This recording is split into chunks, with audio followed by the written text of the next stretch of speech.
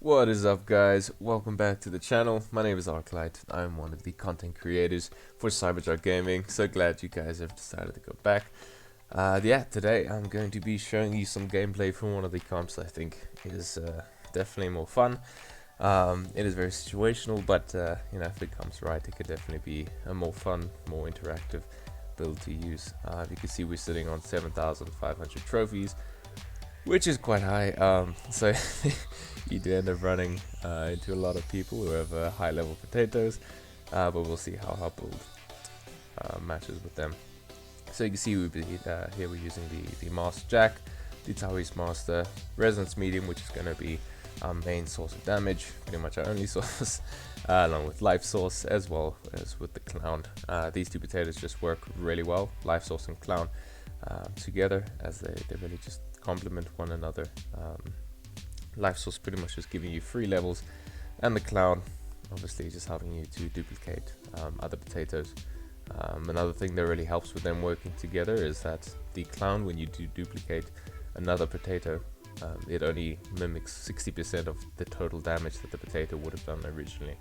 So by mimicking the Life Source, you really don't lose out, because the tree doesn't do any damage anyway.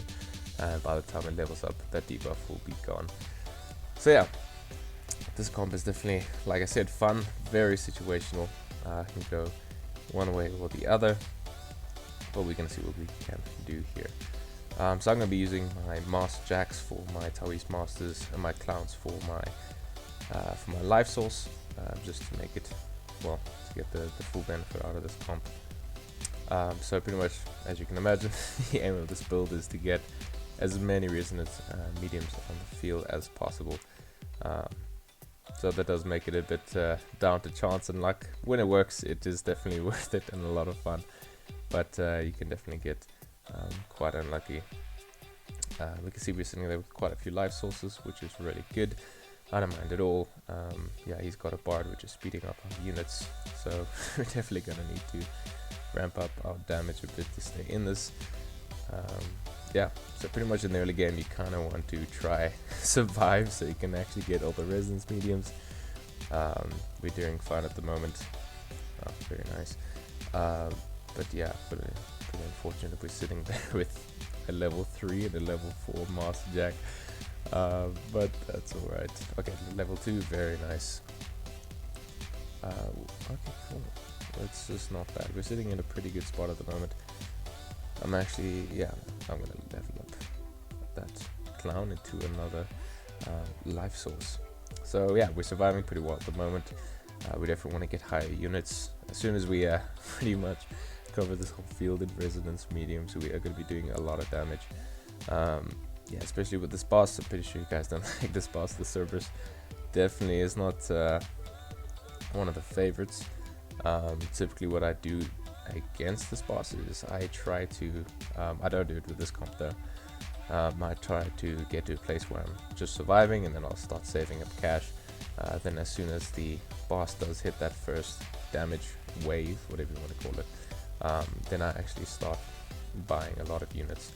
But I'm just going to try to do a lot of damage before it actually hits. Unfortunately it's not going to happen, so I'm just going to merge quickly, get as many units out as I can. And not very nice outcome here with the units we have, but we managed to get past the boss.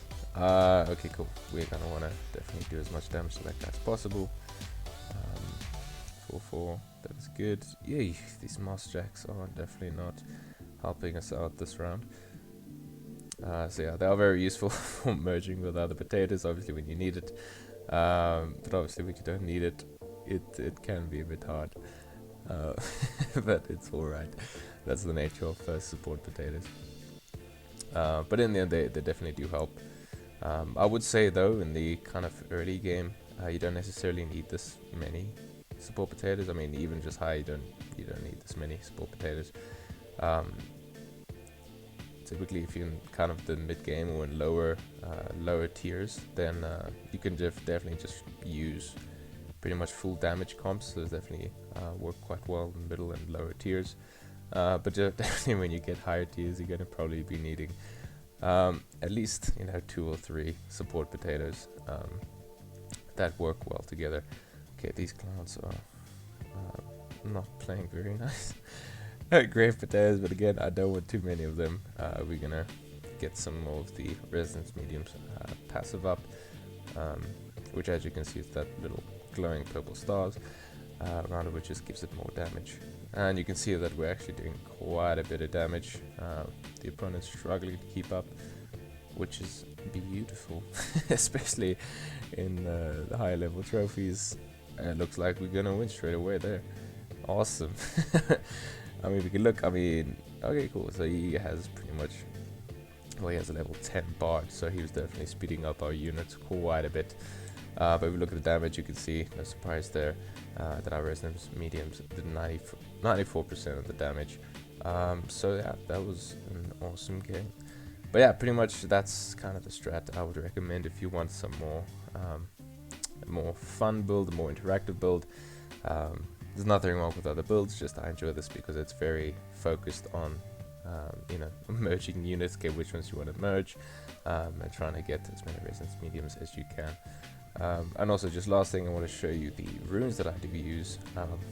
What I think works really well is the silver spoon.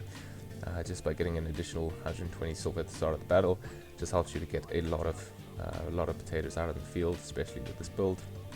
You can hopefully get a lot of life source out, and maybe just some more damage from resonance medium by getting them more out in the field.